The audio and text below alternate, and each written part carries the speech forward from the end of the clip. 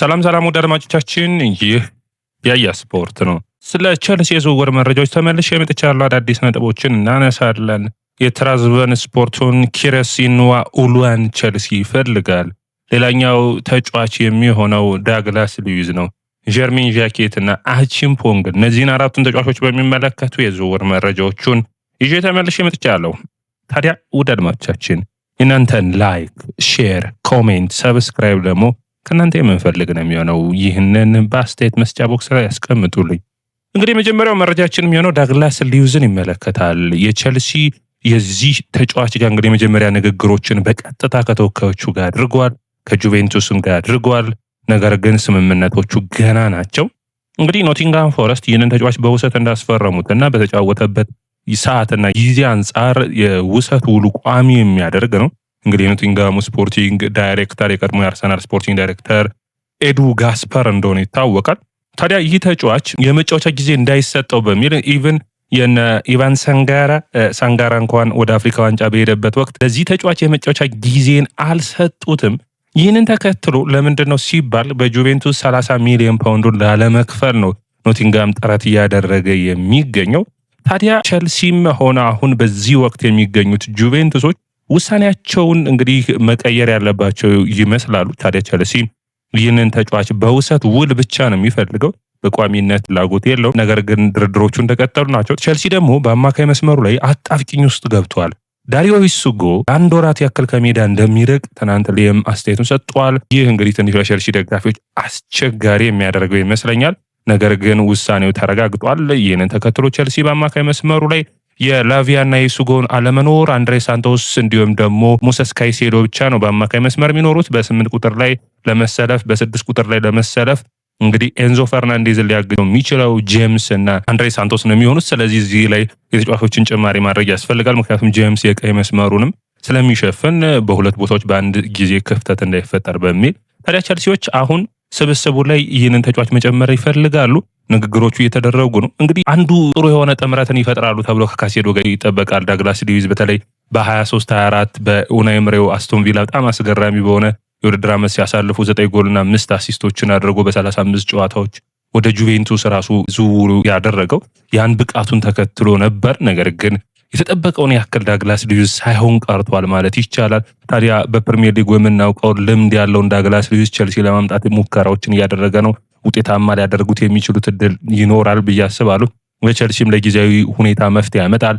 ልምዱ ጥሩ የሚባል ነው። ነገር ግን ለኖቲንግሃም ፎረስት በውሰት ጥሩ ብቃቱን አላየንምና ቸልሲ አሁንም ቢሆን ሌላ ችግርን ወደ ቡድኑ እያመጣ አይደለም ወይ የሚል ክርክሮችን ማንሳት የሚቻል ይሆናል። ምክንያቱም በኖቲንግሃም ፎረስት በውሰት ያልተሳካለት ሌላኛው ቦናናቴ እንዳይሆን ትንሽ አስቸጋሪ ያደርገዋል። ነገር ግን ቸልሲ የተሻለ አቅም ያላቸው ተጫዋቾች አሉ። ስለዚህ ይህንን ተጫዋች ከተቀያሪ ነው ለመጠቀም የሚፈልገው እንግዲህ ብሎ ማሳመን ካልሆነ በስተቀር ከዛ ውጭ ደግሞ ያንን ብቃቱን እንዲያወጣ ማድረግ ቸልሲ ሊጠበቅበት ይችላል። ይህም ያንን በሚገባ ያወጣል ወይ ሌላኛው ጥያቄ ሆኖ መቅረብ የሚጠበቅበት ነው።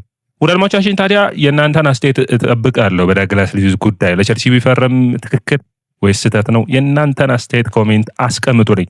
ሌላኛው መረጃችን የሚሆነው ቸልሲ የአማካኝ መስመሩን በኮት ዲቯር በአፍሪካ ዋንጫ ምርጥ ብቃቱን ያሳየውን ክሬስ ንዋኡሉዋን ለማስፈረም ይፈልጋል የሚል ነው። እንግዲህ ይህ አፍሪካን ፉት የሚባለው መረጃን ይዞት የወጣው በጣም በሚገርም ሁኔታ እንግዲህ ተጫዋች ቸልሲ 40 ሚሊዮን ለማቅረብ ጥያቄ ያለው ለዚህ የሚል ነው። የትራዝበን ስፖርቱ የአማካኝ መስመር ነው። በብዙ ቡድኖች ይፈልጋሉ ዳድማቻችን።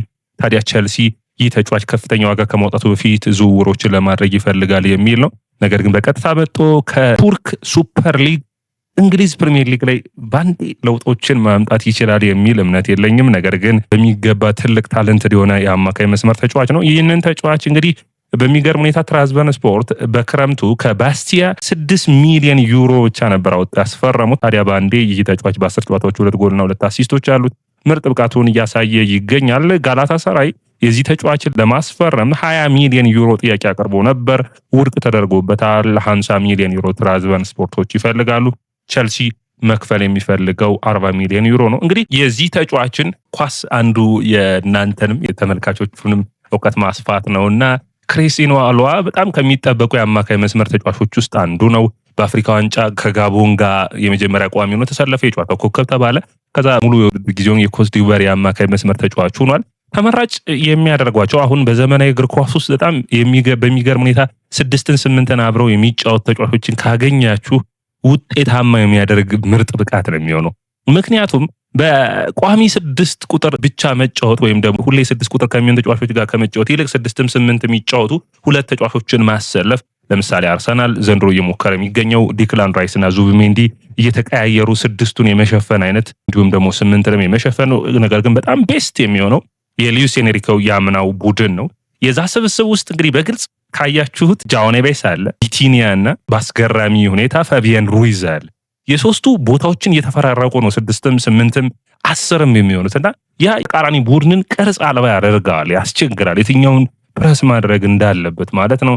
ጃኦ ኔቬስም መከላከል መቻሉ ሁሉም በመከላከሉ ሰዓት ያግዘዋል፣ በማጥቃቱ ሰዓት ውጤታማ ያደርገዋል። በዘመናዊ እግር ኳስ አሁን እንደዚህ አይነት ተጫዋቾች እየተፈጠሩ ነው። 8ና 10ንም የሚቆጣጠሩ አይነት ተጫዋቾች ያለፉት አመታቶች ላይ አይተናል።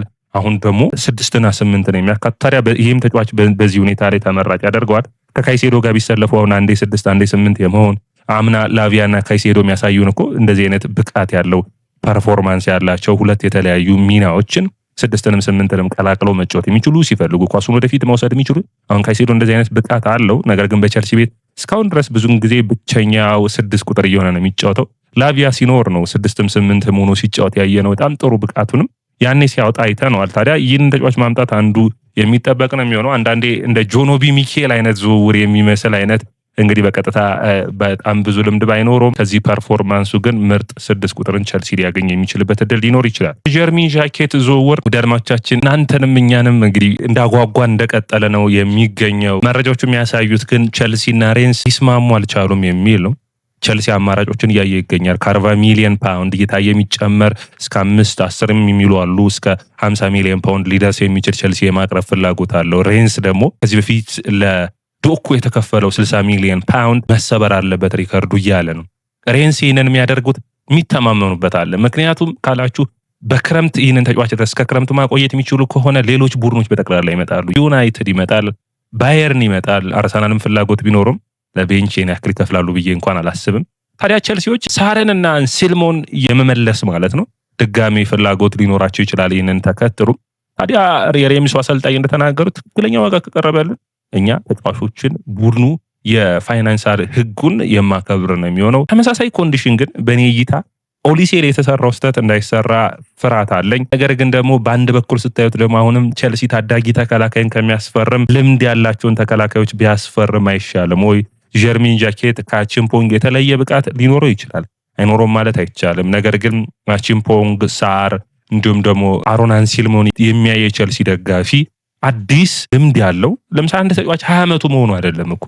ለምሳሌ አንዳንድ ተጫዋቾች በ22 እና በ23 ዓመታቸው 5 ሲዝኖችን ሙሉ የውድድር ዓመት ከተጫወቱ ልምድ ያላቸውን ተጫዋቾች ናቸው ማለት ነው። ቸልሲ ከዚህ በፊት አንድ አድማጫችንም አስተያየት ሲሰጥ ነበር። ሙርሎን ለምሳሌ በቀጥታ ከእንግሊዝ ፕሪሚየር ሊግ እንደሚመጣው ልምድ አለው። በእንግሊዝ ፕሪሚየር ሊግ ተጫውቷል። 23-24 ዓመቱ ሊሆን ይችላል በቀጥታ መሰለፍ የሚችለው። ሌሎችም አይነት እንግዲህ እንደ ባስቶኒ አይነት ከፍ ያሉ ቢሆኑ እንደዚህ አይነት ዝውውሮችን ቢያደርግ የተከላካይ ቅርጽህን ከናካቴው በሚገባ ችግሩን መፍታት የሚቻል ነው የሚሆነው። እንግዲህ ጃኬት ዝውውር ደግሞ አቺምፖንግ ላይ ሌላ ውይይቶችን ይዞ መጥቷል። አድማጮቻችን እንግዲህ ስካይ ስፖርት ነው የዘገበው። ስካይ እንደዘገበው ከሆነ ሁለት መረጃዎችን አጣምረው ይዘዋል። ስካይ ስፖርት እንደሚሉት ከሆነ የጉሂ መልቀቁን ተከትሎ ክሪስታል ፓላስ ማለት ነው ጀፈርሰን ላርማ ነው የተከላካይ መስመሩ እየሸፈነ የሚገኘው። ታዲያ እዚህ ላይ አቺምፖንግን የእሱ ተተኪ አድርገው ለማምጣት ይፈልጋሉ። አቺምፖንግ ደግሞ ቸልሲ ከዣኬት ጋር ስሙ መያያዙን ተከትሎ የኔ ሚና ምን ሊሆን ነው የሚልና ስብስቡን የመልቀቅ ፍላጎትም አለው። የመጨረሻ ጊዜ በሚሰጠውም ደስተኛ አይደለም የሚሉ መረጃዎች ወጥተዋል። ይህ እንግዲህ የሚታመን መረጃ ነው። ነገር ግን መነሳት አብረው የሚጠበቅበት የሚመስለኝ በክረምቱም ቸልሲ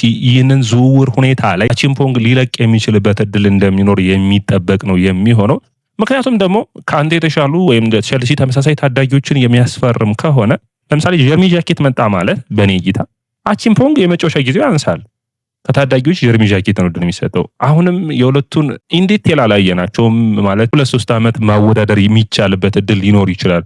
ይህ ነው ምርጥ ይህ ነው። አሁን ሁለቱንም ምን እያበላለጥኩ ሳይሆን ነገር ግን አንድ ታዳጊ ሲመጣ ሌላው መልቀቅ ግድ ይለዋል። ለምሳሌ ጋርናቾ መጣ አይደል? ታሪክ ጆርጅ አምና መጫወት የሚችልበትን እድል እያገኘ አይደል? ያ እግር ኳስ የሚሰጥህን ቦታዎች እና በቡድን ውስጥ የምትታይበትን አይነት ነው። ታዲያ አቺምፖንግ ቡድኑን ሊለቅ የሚችልበት እድል በክረምቱ እንደሚኖር ጭምጭምታዎች እያሳዩ ነው። እንግዲህ ይህ ሁኔታ በአንዳንድ ሁኔታዎች ካልተቀየረ በስተቀር የመጨረሻ ጊዜ ከተሰጠው ወይም በቸልሲ ውስጥ ክፍተቶች የሚኖሩ ከሆኑ ካለበለዚያ ግን ቸልሲ በውሰትም ይህንን ተጫዋች መልቀቅ በተለይ ለሚቀጥሉ 6 ወራት በኔ እይታ ይህንን ተጫዋች ወደ ፓላስ ቢልከው ጀርሚ ጃኬት የሚፈርም ከሆነ ወይም ሌላ ተከላካይ የሚያመጥ ከሆነ ይህ ተጫዋች ወደዛ ሄዶ ጥሩ ፐርፎርም ካደረገ ቸልሲ ወደ ዋናው ቡድን ያመጣውና በተለይ የነባዲያሺል የነቶሲንን ታሰናብትና ይህንን ተጫዋች ዋናው አካል ታደርገዋለህ። ፓላስ ደግሞ ብዙዎቹን ምርጥ ያደረገ ነው ለቸልሲ ደጋፊዎች። ስለዚህ በሚገባ መጠቀም የሚችሉበት እድል ያለ ይመስለኛል። ወደ አድማቻችን የያ ስፖርት ነው። የያ ስፖርት ላይክ፣ ሼር፣ ኮሜንት፣ ሰብስክራይብ ማድረጋችሁን አትርሱ።